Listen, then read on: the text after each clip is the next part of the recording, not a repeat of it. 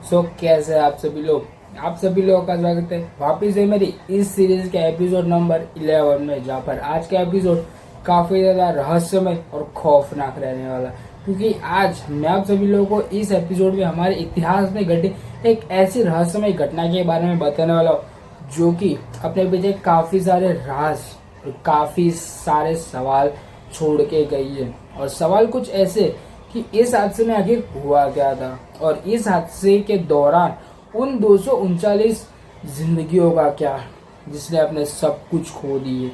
किसी ने किसी का बेटा हुआ तो किसी ने किसी के पेरेंट्स खो दिए। तो वीडियो काफ़ी ज़्यादा इंटरेस्टिंग रहने वाले हैं। आप सभी लोगों से बस एक ही रिक्वेस्ट है कि इस वीडियो को एंड तक जरूर से देखिएगा, और एंड तक देखने के बाद आप सभी लोगों को ऐसी बातें जानने को मिलेगी जो कि आपको शायद से पता होगी। तो चलिए वीडियो शुरू करते हैं। वीडियो शुरू करने से पहले आप सभी लोग मेरे इस वीडियो को लाइक कर दीजिए, मेरे इस चैनल को सब्सक्राइब कर दीजिए और ज़्यादा से ज़्यादा इस वीडियो को शेयर कीजिए, ताकि जिसे ना पता हो उन्हें भी पता चल जाए कि हमारे इतिहास में आखिर ऐसी भी कोई मिस्ट्रियस घटना घटी थी। तो चलिए शुरू कर।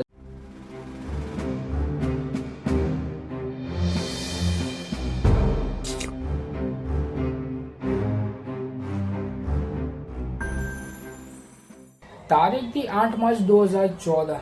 मलेशिया एयरलाइन की एक फ्लाइट जिसका नाम MH370 था, वो कुआलालंपुर से बीजिंग के लिए उड़ान भरती है।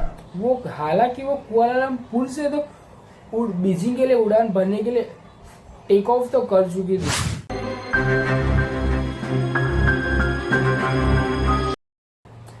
पर वो फ्लाइट आज तक बीजिंग में लैंड ही नहीं हुई। आपको जान के थोड़ा सा तो अजीब लगेगा कि मैं ऐसा क्यों बोल रहा हूँ। हमारे हिस्ट्री में ऐसी घटना घट चुकी है जो कि हर एक को हैरान कर देती है। मैं आपको बता कि वो फ्लाइट जो कि कुआलालंपुर से बीजिंग के लिए उड़ान भरती है, वो आज तक बीजिंग में लैंड ही नहीं हुई। यानी कि वो फ्लाइट आसमान में ही कहीं गायब हो गई। जी हाँ, आपने बिल्कुल सच सुना, वो फ्लाइट आसमान में ही कहीं गायब हो गई। तो चलिए आपको मैं सुनाता हूँ आज एक ऐसी मिस्ट्री जो कि दुनिया कभी भी हल नहीं कर पाई है, और आज के टाइम पर भी वो मिस्ट्री बस रहस्य बन के रह चुकी है। तो चलिए शुरू करते हैं।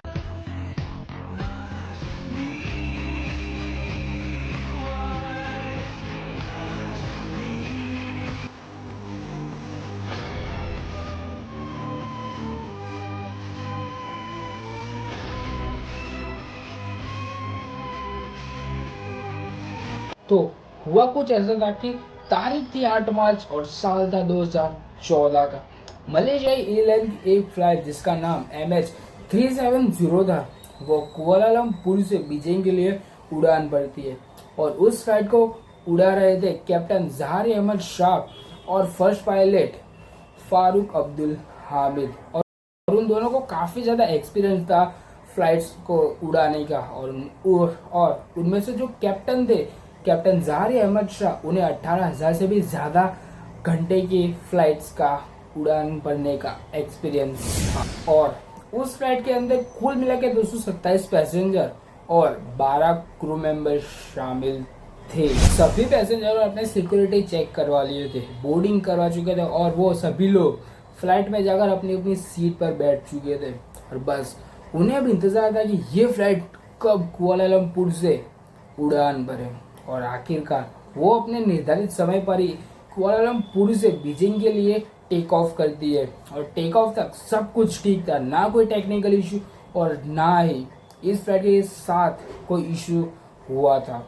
और आखिर में वो फ्लाइट उड़ान पे भर लेती है। पर कहते हैं ना कि तूफान से के आने के पहले की शांति कुछ अलग ही बयां करती है। बस कुछ ऐसा ही था इस फ्लाइट के साथ। सब कुछ ठीक था, पर अचानक से कुछ ही घंटों के बाद इस फ्लाइट के साथ कुछ ऐसा हुआ जिसने हर एक को ये सोचने पर मजबूर कर दिया कि आखिर ये हुआ कैसे।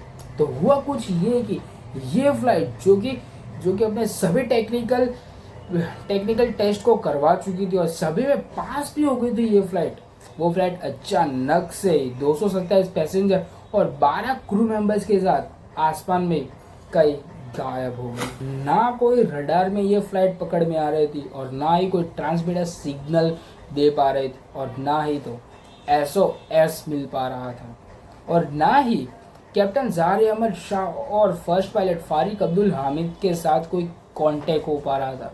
बस एक ही सवाल था कि आखिर ये फ्लाइट गई तो गई कहाँ, और अगर चलो कहीं पर चली भी गई, अपना रास्ता भटक गई हो ये फ्लाइट, तो किसी ने तो इस फ्लाइट को देखा हो ना, पर किसी ने इस फ्लाइट को देखा भी नहीं। और अगर प्लेन क्रैश भी हो जाए तो हमें पता है कि कैसे क्या होता है। और ये फ्लाइट क्रैश भी नहीं हुई थी।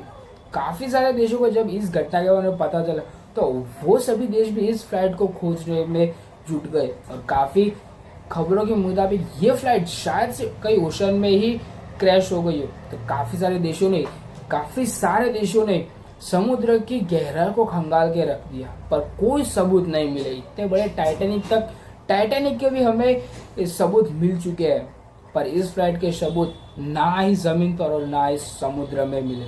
बस एक सवाल ज़रूर मिला कि आखिर ये फ्लाइट गई कहाँ, ना आसमान में, ना ज़मीन में और ना ही पानी में। और आखिरकार इन सभी देशों से नहीं हुआ, तब इस मामले की जांच में उतरे ऑस्ट्रेलिया ट्रांसपोर्ट सेफ्टी ब्यूरो और ऑस्ट्रेलिया ट्रांसपोर्ट सेफ्टी ब्यूरो ने अपने जांच के दौरान ये बताया कि ये फ्लाइट जो कि मलेशिया एयरलाइन की MH370 थी, वो इंडियन ओशन में ही कहीं क्रैश हो गई हो।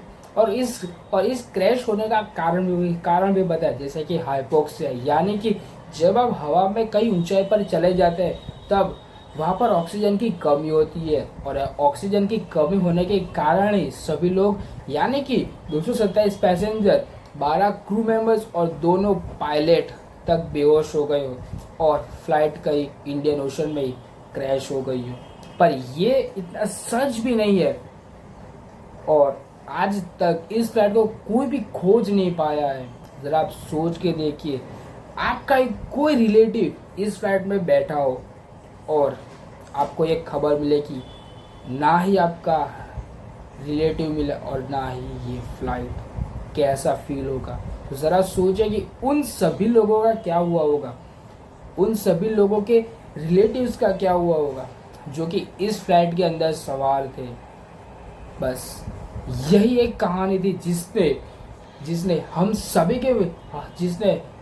सभी के माइंड में एक सवाल ज़रूर से खड़ा कर दिया कि आखिर ये फ्लाइट ना ही बीजिंग में लैंड हुई, ना ही कहीं क्रैश हुई और ना ही तो इंडियन ओशन में कहीं क्रैश हुई, तो आखिर ये फ्लाइट गई कहाँ पर। सो आज के लिए बस इतना ही। आई होप आप सभी लोगों को मज़ा आया होगा। तब तक अब मिलते हैं हम आपको नेक्स्ट वीडियो में। तब तक के लिए गुड बाय, गुड नाइट, जय श्री राम।